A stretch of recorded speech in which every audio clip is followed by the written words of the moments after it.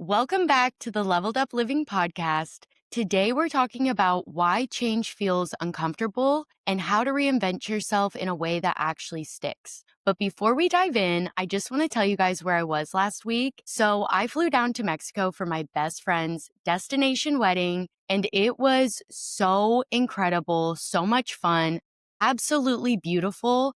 And just a core memory I will cherish forever. And I don't know what's in the water down there, but I feel like I came back a whole new person. And it gave me some inspiration for this week's episode. So, you know that moment where you realize you're just not the same person you were 6 months ago, but then you kind of look at your life and realize it still looks the same. That job, that routine, that way of thinking, it's like it doesn't fit anymore. That's the moment that most people start to crave reinvention.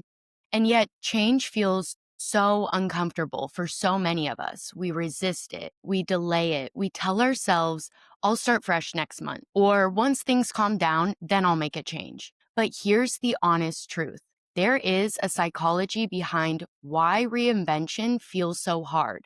And when you understand it, you stop fighting yourself every time you try to grow. So today we're breaking down what's really happening in your mind when you outgrow your old life and how to reinvent yourself in a way that actually sticks. So, part one, why invention feels so hard. The first thing to understand is this. Your brain doesn't care if you're happy. It only cares if you're safe. And safe to your brain means familiar. That's why even when you want to change, even when you know something isn't working, your mind still clings to what it knows.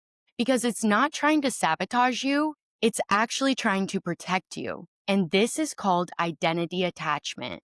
This is where your subconscious is wired to keep you consistent with who you believe that you are. So if you've always seen yourself as the overthinker, the people pleaser, the anxious one, the girl who never finishes what she starts, your mind will subconsciously look for ways to keep proving that story true. That's why stepping into a new version of yourself can feel really disorienting. It's because you're literally reprogramming what your mind believes to be true about you. And that can be super uncomfortable, not because you're weak, but because your brain is trying to close the gap between the identity that you've known and the identity you're becoming. Psychologists call this an identity lag. It's that weird in-between stage where your external life hasn't quite caught up to your internal growth. You're evolving on the inside, but your environment, habits, and self-image are still trying to catch up. It's like your brain is saying, wait, are we really doing this? Are we really becoming this person? So if change feels heavy, if you've ever thought, why can't I just stay consistent? You're human. That's part of the human conditioning. None of us are perfect. Okay, part two, the hidden psychology of reinvention. So let's zoom out for a second. Every major change, whether it's a new job, a breakup, a move, or personal growth, goes through three phases. Awareness, you realize something's off or different, you start to crave more. Resistance, you try to change, but everything in you pushes back. And the last one, integration. You finally become the person who lives the new reality. But most people quit in the resistance phase because that's where the subconscious starts to panic. It says, this feels really unsafe. We've never done this before. So it pulls back towards old behaviors, old routines, and old coping mechanisms. And this is why people self-sabotage right when things start to go well. The brain's survival instinct is louder than its growth instinct. Reinvention doesn't work when you bully yourself into change.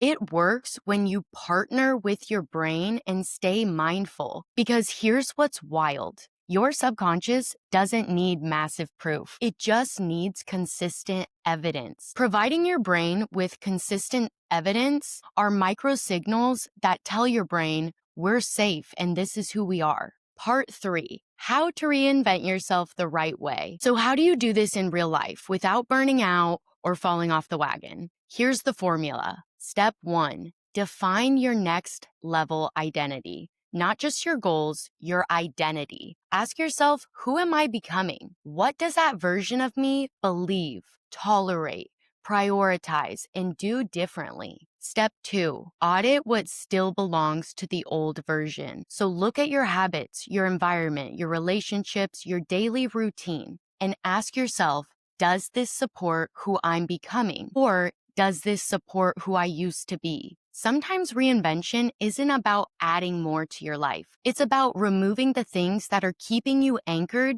to this old version of yourself. Step 3, start practicing micro reinvention. These are small, repeated actions that teach your brain to trust the new identity. It's the 5-minute morning walk that says, I care about my mental health. It's the tough boundary that you set that says, I respect myself. It's the new conversation you allow yourself to have, the new way you respond, the new decision you make, even when it feels foreign. Every time you follow through, your brain gets evidence that change is safe.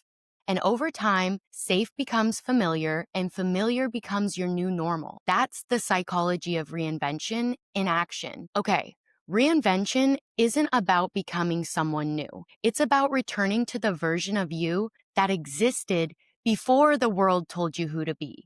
Change feels hard because you're literally rewiring your brain, reteaching your nervous system, and rewriting your story. And that takes courage. That takes confidence, that takes strength. So if you're in a season of in between, if you feel like you've outgrown your old life but haven't stepped fully into the new one, you're not behind. You are in the becoming phase. And that's the most powerful place you can be. If this episode hit home for you, share it with someone who's in their own reinvention season. Or tag me on Instagram at _leveledupliving and tell me your biggest takeaway. The psychology of reinvention isn't about changing everything overnight. It's about proving to yourself, one decision at a time, that you can handle the life that you've been asking for. And before you go, I have something super, super exciting for you. If you've been listening to this episode thinking, okay, I'm ready to reinvent myself, but I don't even know what's holding me back, I got you, babe. I am hosting a free live webinar on Sunday, November 9th called Identifying Limiting Beliefs.